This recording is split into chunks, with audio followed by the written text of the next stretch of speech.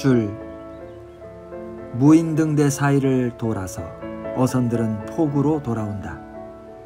일출이 가까운 새벽바다의 어둠은 붉다. 그 붉은 어둠의 먼 곳으로부터 어선들은 모습을 드러낸다. 피곤한 노동의 떼국으로 칠갑이 된 어선들은 찢어진 어기를 펄럭거리며 포구로 돌아오는데 피곤은 곧 삶인 것이어서 그래서 그 피곤을 별도로 언급할 필요는 없어 보인다.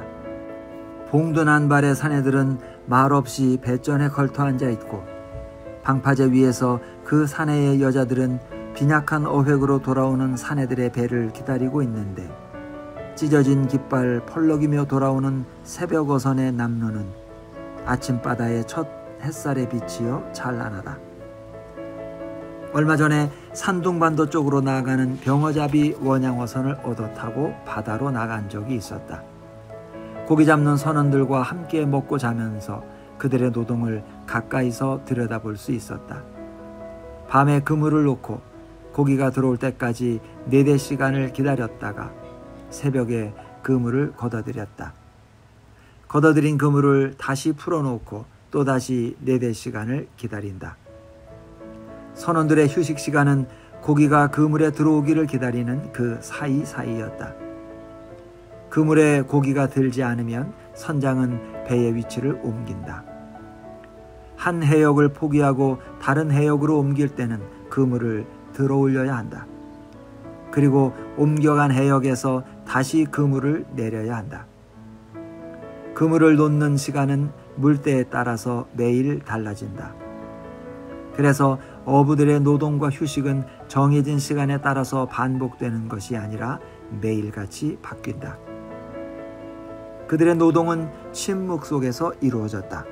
그들의 노동은 기계적인 동작을 매번 똑같이 반복해서 되는 일이 아니었다. 바다의 표정이 쉴 새 없이 바뀌고 캄캄한 바다 밑을 떼지어 흘러가는 고깃대들의 움직임은 종잡을 수가 없다. 밧줄을 당길 때마다 끌려 올라오는 그물이 배전에 와닿는 방향과 무게는 일정하지 않다. 어종에 따라서 그물을 당기는 방법도 일정하지 않다.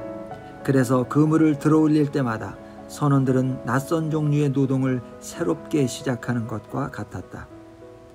그들은 배전 밑으로 상반신을 숙여서 꼬챙이로 그물을 찍어 올렸고 파도에 밀려 떠내려가는 부표를 갈쿠리를 던져서 건져 올렸다. 나는 배에서 아무 하는 일 없이 공밥을 얻어먹고 빈둥거리고 있었다. 선원들의 노동을 어떻게든지 좀 도와보려고 그들이 밧줄을 당길 때 대열의 꽁무니에서 힘을 보태는 신용을 해보기도 했지만 선원들은 나를 쫓아버렸다. 힘이 보태지지도 않거니와 걸리적거려서 오히려 방해가 되고 안전사고라도 날까봐 끼워줄 수가 없다는 것이었다. 그들은 파리를 쫓듯이 손짓으로 나를 쫓아버렸다. 그러나 나는 염치 없게도 그들의 옆에 바짝 붙어 앉아서 그들의 노동을 관찰했다. 그들의 노동은 거의 대부분이 밧줄에 의해 이루어지고 있었다. 닷과 그물과 부표를 내리고 당기는 일이나 부표에 매달려 바다에 뜬 다른 밧줄을 당기는 일들이 모두 당기기에 의해 이루어지고 있었다. 하나의 밧줄에 여러 명의 선원들이 매달려 있는데 그들은 지휘자도 없는 오케스트라처럼 앞에서 당기는 사람과 뒤에서 당기는 사람의 손발이 척척 맞아들어갔다. 그래서 그물을 당기거나 닻을 들고 내릴 때 갑판에서 일하는 모든 선원들은 전혀 말이 없는 가운데서 다른 동료들의 작업 내용을 이해하고 있었다. 그래서 한 선원이 맨 앞에서 그물을 당기면 다른 선원들은 그의 일을 받아내기 위해서 스스로 자신의 위치를 민첩하게 이동했다. 그 모든 동작들은 물이 흐르듯이 신속하고 유연하게 이루어졌고 그 이동과 재배치 과정에서 아무런 말도 하지 않았다. 그들은 동료의 동작을 보면 그 동작을 바치기 위해서 내가 어떤 동작을 취해야 하는지를 감각을 통해서 터득하고 있었다. 그렇게 말없는 노동과 이심전심의 재배치가 밤새도록 바다 위에서 전개되었다. 바다에 고기의 씨가 점점 말라서 그들의 어획은 빈약했으나 밤에 갑판 위에서 벌어지는 그들의 노동은 거룩해 보였다. 아무도 그 아름다움을 기록하지 않는다. 그물을 올릴 때 앞에서 끌어당긴 밧줄은 배 뒤쪽으로 전달되어서 배의 고물 쪽에서 동그랗게 사려진다. 사려진 그물은 다음번 투망 때 다시 풀려나간다. 바다 위에는 밧줄이 길게 퍼져나간다. 그리고 그 밧줄은 갑판 위에서 밤을 새우는 인간의 근육에 연결되어 있다. 인간의 근육의 힘이 저 캄캄한 바다 밑까지 뻗어가고 있고 그 밧줄에 힘센 이두박근의 사내들은 매달려 있다. 암벽 등반가들의 자일은 톱과 세컨드를 연결시킨다. 세컨드는 톱의 뒤를 바짝 따라붙으면서 안전 위치를 확보한다. 세컨드는 톱과 아무런 말을 하지 않아도 톱의 형편을 알고 있다. 톱은 세컨드와 연결된 자일을 믿고서 비로소 길 없는 암벽 위로 길을 더듬어낼 수 있다. 자일은 톱의 뒤로 늘어져 있고 가야 할 길은 톱의 앞으로 뻗어 있다. 뒤로 늘어진 밧줄이 톱의 앞길을 받쳐준다. 만일 톱이 추락하더라도 톱은 세컨드와의 거리만큼만 추락한다. 추락하는 톱은 이미 안전 위치를 확보한 세컨드의 자일에 매달리게 되는 것이다. 인간과 인간이 연결됨으로써 인간은 개별적 존재로서는 도저히 할 수 없는 일들을 수행해낼 수 있다.